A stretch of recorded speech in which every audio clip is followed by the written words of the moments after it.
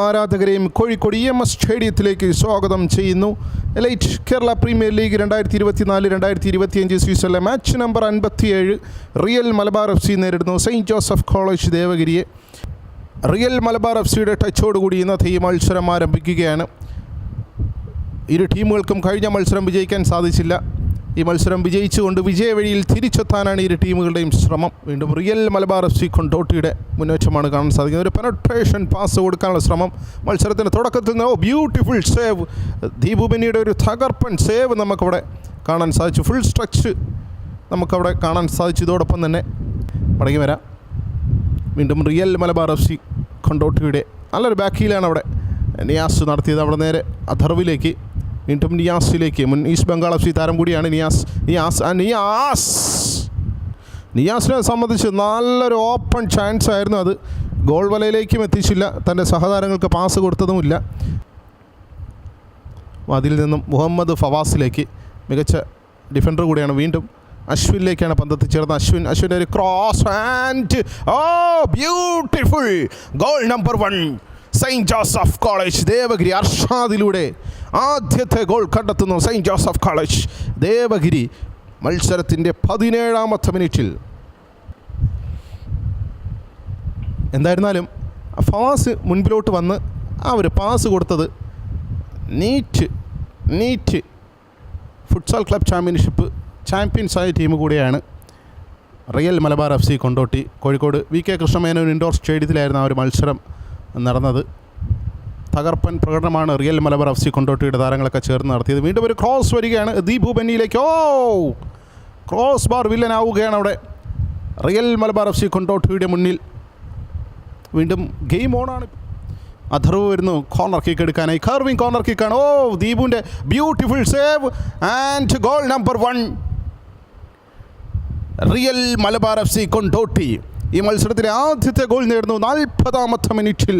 Real Malabar FC Kondotty അടിക്ക് തിരിച്ചടി എന്ന് തന്നെ പറയണം. ഈ മത്സരം 57 നിങ്ങൾ വീക്ഷിച്ചു കൊണ്ടിരിക്കുന്നത്.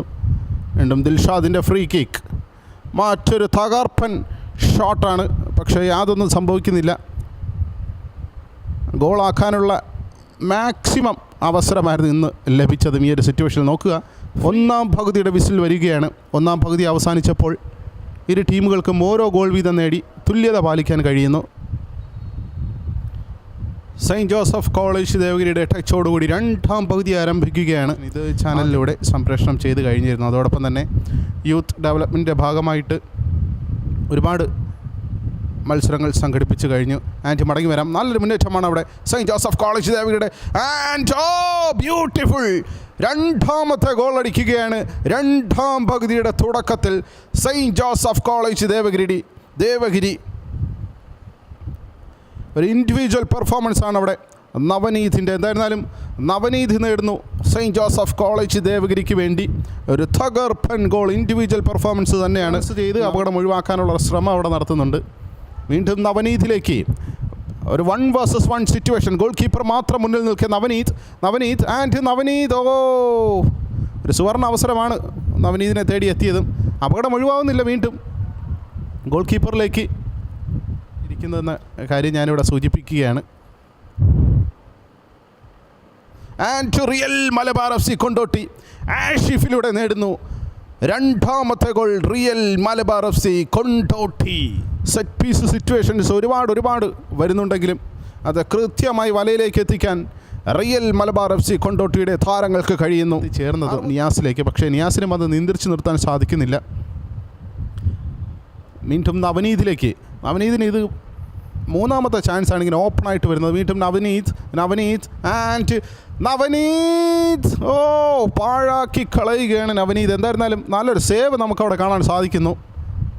നവനീതിന് നല്ലൊരു ഗോൾഡൻ ചാൻസ് ആണെന്ന് തന്നെ ഞാൻ പറയും. ഈ ഒരു അവസാന നിമിഷങ്ങളിലേക്ക് കളി പൊയ്ക്കൊണ്ടിരിക്കുകയാണ്. ഫൈനൽ വിസിൽ വന്നിരിക്കുന്നു.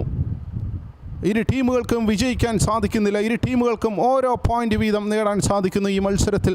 And full time score real Malabar FC 2 saint Joseph college Devagiri 2.